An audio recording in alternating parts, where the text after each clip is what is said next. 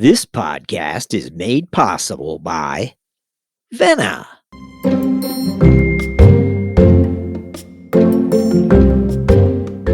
Hello and welcome to this episode of Planning Aces. On today's show, we'll be featuring the FP&A insights and commentary of three finance leaders, including CFO Wallen Chan of Grafana Labs, CFO Theodora Guneva of Next Insurance, and CFO Gary Zyla of AssetMark. This is Jack Sweeney, along with our guest host, the SaaS CFO, otherwise known as Ben Murray, who will serve as our co-host and resident thought leader as we seek to highlight the takeaways from our distinguished group of Planning Aces. We'll begin after this. Managing multiple spreadsheets, disconnected data, numbers you just can't trust. Your finance team can't be the strategic partner your organization needs right now with obstacles like that getting in your way. Vena can change that. Vena brings people, processes, and systems together in a single collaborative analytical platform so you can drive connected business planning and better decision making. And it's the only native Excel complete planning platform built for Microsoft 365 with Power BI embedded. With Vena, your financial and operational data is always connected and your teams are always armed with insights and time to focus on what matters most.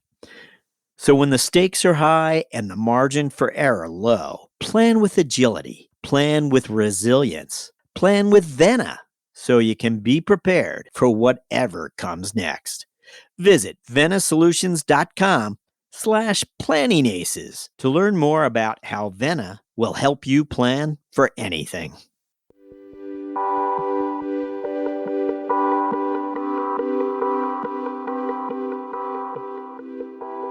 Hi, it's Jack Sweeney, and I'm here with Ben Murray once again. Ben has joined us.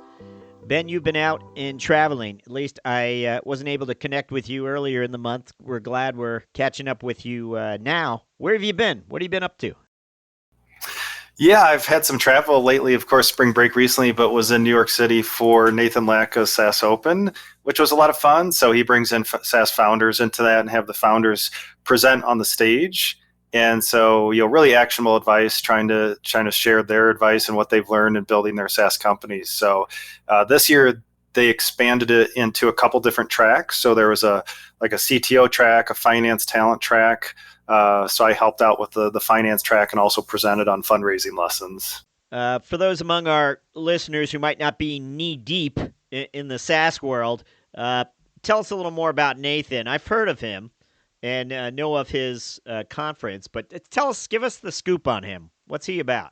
Nathan, he founded and exited a SaaS company, and of course, he had a lot of lessons learned from that. So he shares that now. He has his own podcast where he interviews SaaS founders, and then built a Founder Path, which offers financing for SaaS companies, and then now doing the events. So second time I've attended in New York City. And you were a presenter as well as were you an organizer as well, or were you just helped. I was also the MC on the finance stage for one of the days, so just helped introduce the speakers and also presented as well. Now, I know the conference, I think it was the week following the collapse of the Silicon Valley Bank. Was there much buzz about that, or, make the conference sort of gloomy? I don't know. I don't say it was gloomy, but I think it did prevent some people from attending because they had to that was their number one priority to make sure we could, payroll will function, we can send payroll, we can pay our vendors. So I think, that did affect quite a few companies, of course. But really, honestly, by then, of course, that weekend, I'm sure a lot of people were working that weekend once it hit, and then that Monday, Tuesday, and then probably figured out, all right, we can send payroll this way or that way, even seeing like investors temporarily loaning money so they can make payroll.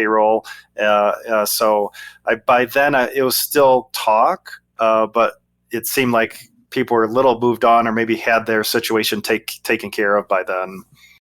We're curious what your reaction was, or your initial idea as to what was going on might have been.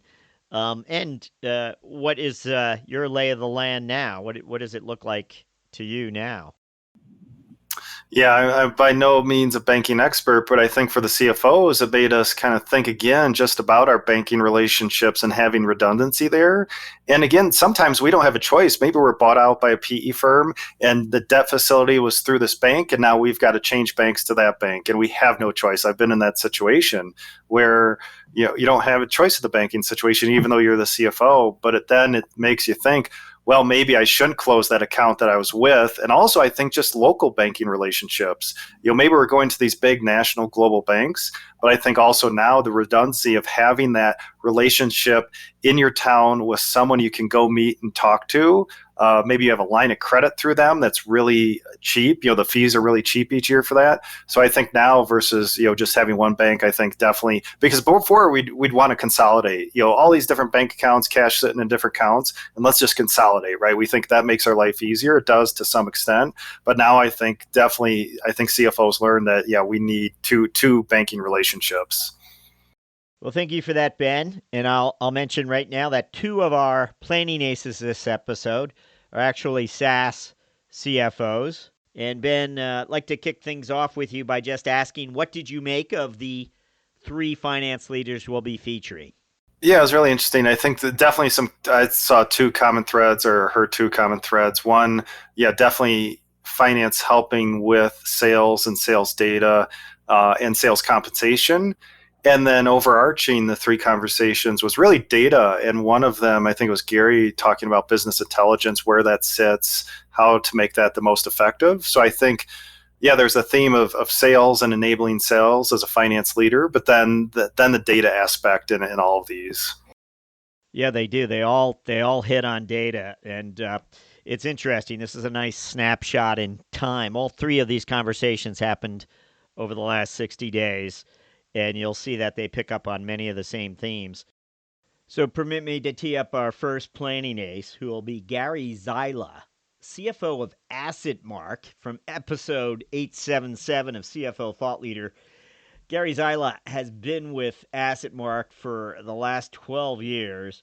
He's been part of a number of transactions. It was bought by private equity, this company, twice in the past. Went public just a few years back. So there's been a number of transaction milestones on his CFO tenure. But the part of our conversation I wanted to share here had to do when I asked Gary about BI, because several times during our conversation, he brought up the business intelligence unit or group, referred to it multiple times. So my question to him was simply, where is it? Where does it reside in your organization? And I thought it was kind of interesting how he explained where BI is today. This is Gary Zyla, CFO of AssetMark.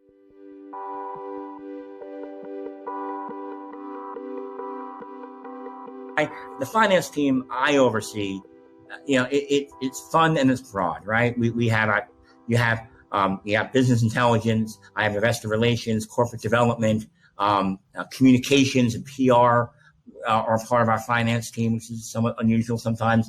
You have FP&A, of course, and you have controllership.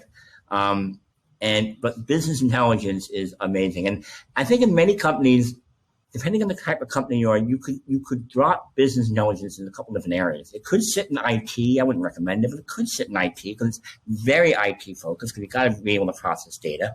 It could sit in sales, because oftentimes business intelligence is so focused on predictive metrics and whatnot for sales. It could sit in a strategy group if you had a separate strategy group. I think in our company, and I'm lucky, finance is very strategic. Obviously, while we're talking, it's very, very strategically based. And so it really fits well here. Our leader of BI, she has balances this beautiful balance between being able to talk IT, which I cannot. So I don't know what she's talking about. She can talk that IT, but she can also talk the business and talk with our business leader, sales leaders, et cetera, on what they're looking for. And the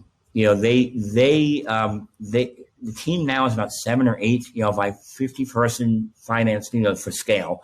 Finance team is about 50 people. The VI team itself is about 7 folks, and they not only collect the data and make sure they're the source of truth. Like I said, they're what goes in our 10K, right? In terms of all our statistical numbers.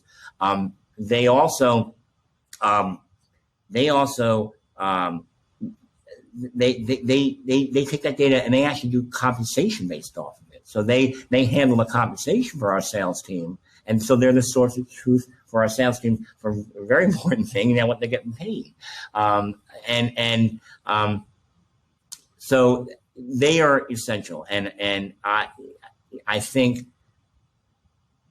on my particular team, it all works well together. They take data from controllership, obviously, and they give data to controllership for like I said, our SEC filings. They work with our FP&A team who does our forecasting and our modeling. And they work actually with our communications team, because when our communications team wants to go out and talk about our company, they need that type of data from them. And of course, they work with our front end business all the time in terms of trying to find predictive metrics and whatnot.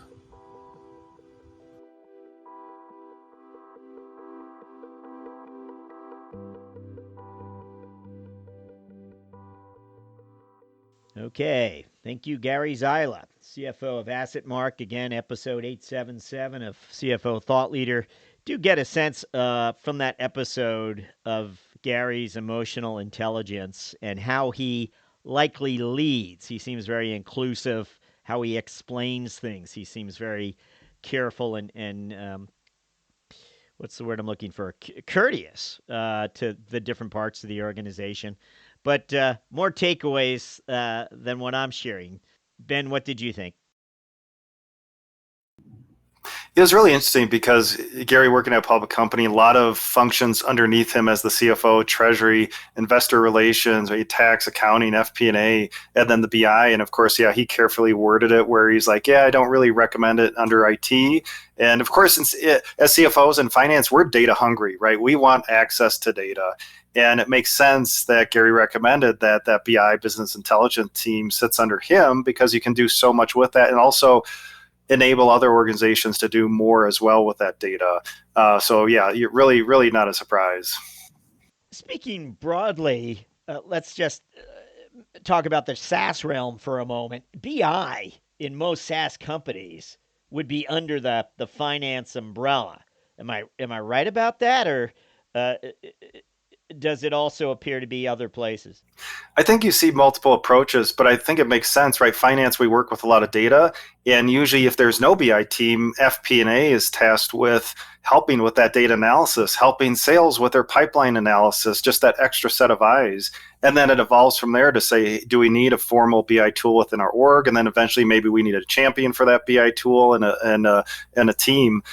So finance, just naturally, we work with a lot of data. So it makes sense that at least, in SaaS companies, that it starts with finance and then maybe we formalize that function. I have to believe where there might be, let's call them legacy BI groups or units that are attached to IT, that as the companies evolve, in fact, that group is becoming increasingly part of finance or linked to finance. I think, it could be industry specific too. When I was in the airline industry, and it depends, what role does finance play in this organization, in this industry? When I was also in the airline industry, very finance centric. Finance was involved in everything, and you had to be so financially disciplined, where maybe other industries, it's not that way, to start with. So it could be industry specific, and how they look at finance and value that, and how that function interacts with all the other departments. Back when the folks at PayPal acquired the company Braintree, nearly, I'd say, a decade ago, the door of opportunity swung open for our next planning ace, Teodora Guneva, CFO of Next Insurance. She explains she became a business unit CFO for the new entity of Braintree and Venmo. In our clip, she highlights very nicely what the opportunity brought forth, which was in some ways a challenge about sales compensation and a challenge about aligning sales structure. Anyway, she had some really interesting thoughts highlighting that strategic chapter that she said she learned a great deal from. Again, here is Teodora Guneva, CFO of Next Insurance.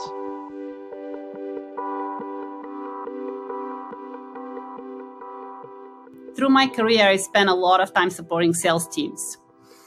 And usually what is critical with the sales team is they respond really well to how you design compensation. And if you don't design it the right way, you may get a different behavior that you don't intend. So looking back at that particular example, the way we work is we set the company goals and we know at a high level where we want to get to and how we get there. And sales teams at PayPal play a significant role of that. How are we getting to our strategic long-term vision? And having the conversation with them to translate why what we're asking from them now is different than what we asked from them last year, and how that helped the company and how therefore they should adjust behavior was pretty important for us. And I think that happened around after PayPal had acquired Braintree. We had to bring two sales teams together and change how they operate. So we had to paint the vision for them of what PayPal needs, how is that new dynamic between the sales team coming together, and ultimately what is the goal. So we had to get them strategically aligned on what is important and why. But from a finance perspective, we had to put the financial infrastructure in place, or the compensation plans in place that drive the right behavior. So that has happened in multiple type of occasions, not just related to sales team. I think such an effective approach has to happen with any other goals and any other alignment that you need to get for people to work towards the same strategic direction.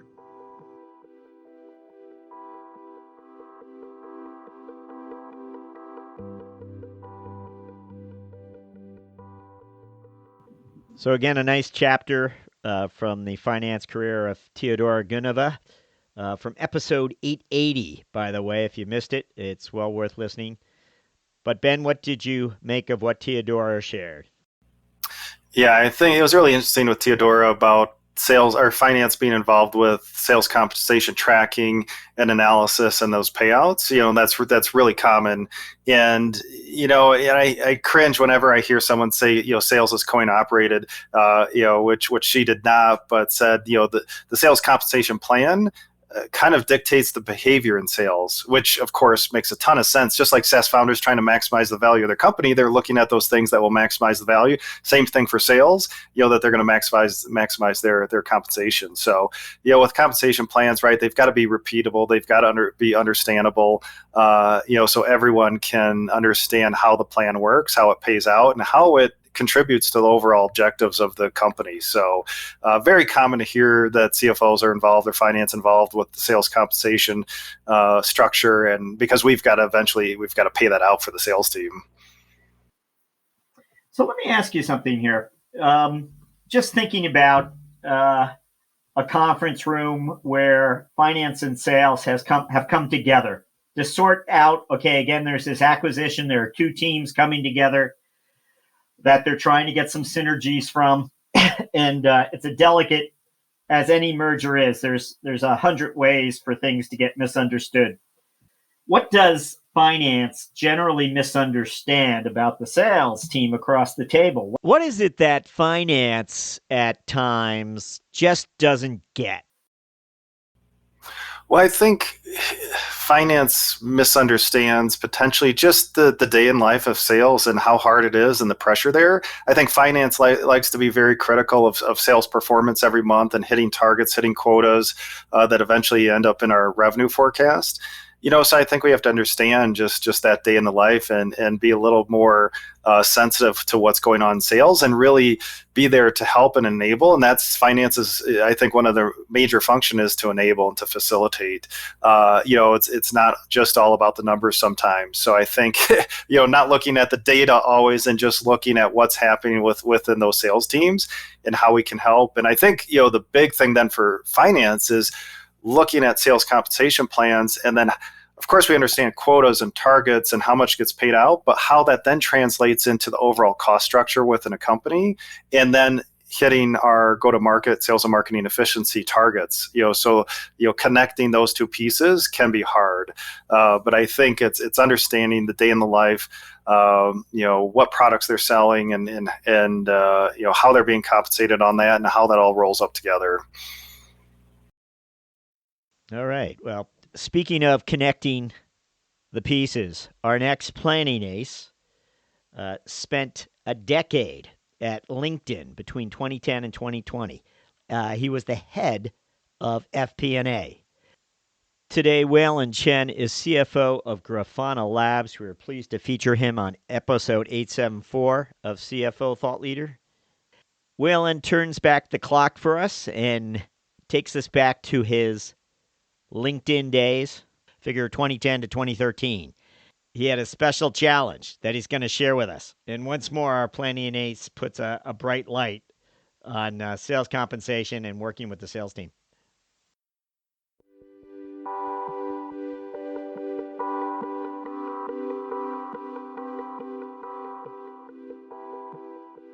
Back in 2010 to 2013-ish timeframe at LinkedIn, the member base was about 40% US and 60% international. But the revenue was exact flip. It was about 70% US and 30% international. So the key takeaway, like the headline on that has always been like, there's a lot of white space, there's a lot of commercial opportunities for LinkedIn outside the US. So the question is, what are we going to do about it? And what was really fun was like across the finance team between FP&A, BizOps, and other organizations, we actually like look at data. And then eventually we came up with a playbook that like, hey, if the members hit certain threshold, like number of members hit certain thresholds in the market, if the engagement hits certain threshold, if there's a company, like meaning non-paying companies on our website on certain market hit certain threshold, once you hit like those three threshold, create intersection, then you can go in with the inside sales team, and then eventually you can go to enterprise sales, and pretty quickly you can create a scale go-to-market organizations. And so using the playbook, we opened 20 plus local offices over 2 years. And the speed of us to able to do that, to scale that, I think is a big driver of the hypergrowth that LinkedIn experienced during the 2010 to the 2012 timeframe. And that was one that I felt that we brought visibility on like what's going on in the market. Can we drive some insight and then combine with some external data and then to basically create a strategy on the go-to-market, and it plays out.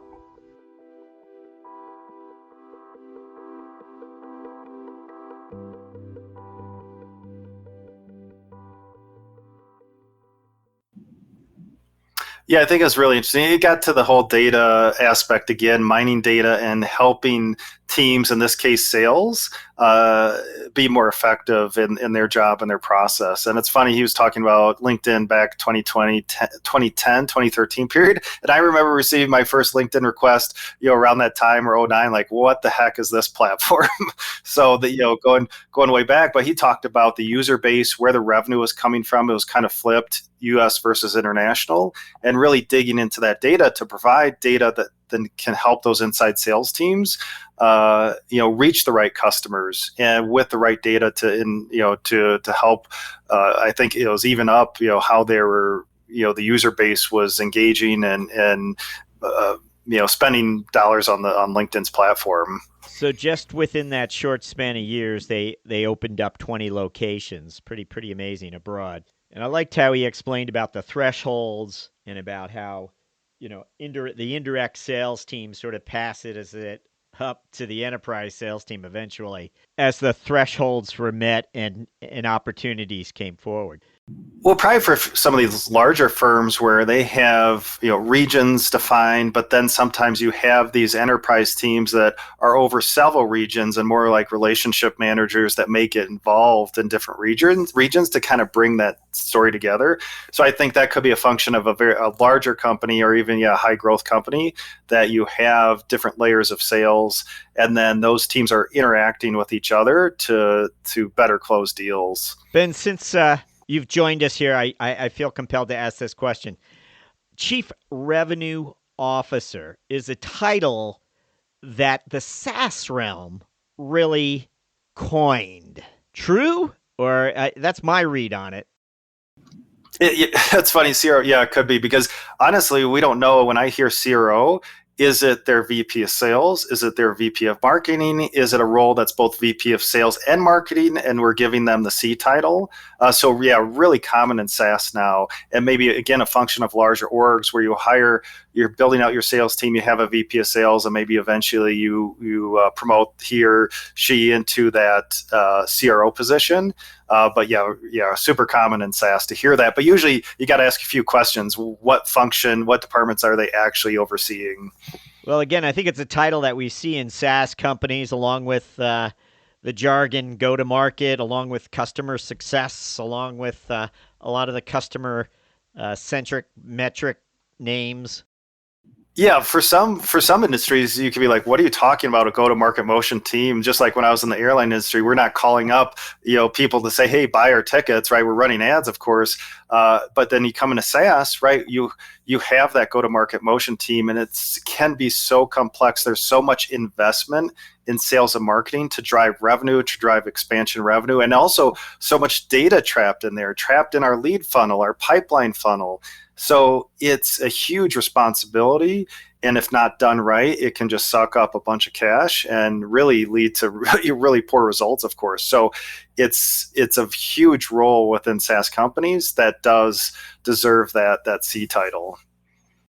So, Ben, just one more SaaS question for you then. Wondering how the SaaS metrics you feel they performed in this sort of odd period where in the wake of the Silicon Valley Bank collapse, in the less venture money available, in layoffs, really a tech recession underway. Are they performing the way are they serving the companies the way they should? And visibility into cash, of course. I think the metrics didn't serve them well when they had no metrics in place. And now everyone's scrambling to put metrics in place. I attended an event recently in Denver where a PE firm and investment bank presented on just the latest in software M&A trends in the market. And the PE firm mentioned 2023 is all about unit economics, all about SaaS metrics, understanding all those dials, what's working, what's not working, because financial statements, although very important in SaaS, only take us so far. And it's like that iceberg, the tip of the iceberg. We got to look underneath the waterline to really understand what's happening in our business. So I think now everybody's probably trying to scramble. Of course, we know cash runway, but now, what impacts our cash runway, right? We've got to look at growth, retention, our margin profile, our financial profile, and that's where those unit economics come into play, and now scrambling to put those in place. I lied. I'll serve up another SaaS question for you.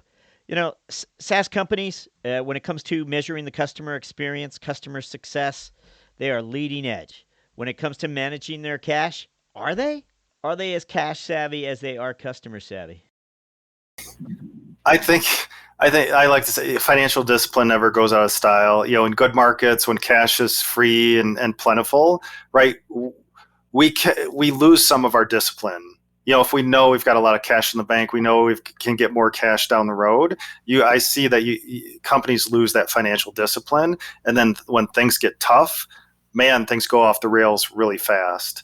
So whether good markets or bad, we've got to have that financial discipline in place, and it's hurting those folks who didn't have visibility into that runway. And it comes back to just fundamental financial discipline, having a forecast model in place, forecasting your financials, forecasting your cash runway, and just those basics that the finance function should be doing. Or if SaaS founders, if they're too early yet, again, that's where fractional roles come into place to help them if they can't afford a full-time CFO. But for me, it just comes back to the fundamentals. Nice. That's the perfect place to end this episode, Ben. Thank you for those final comments. Thank you for joining us on this episode of Planning Aces.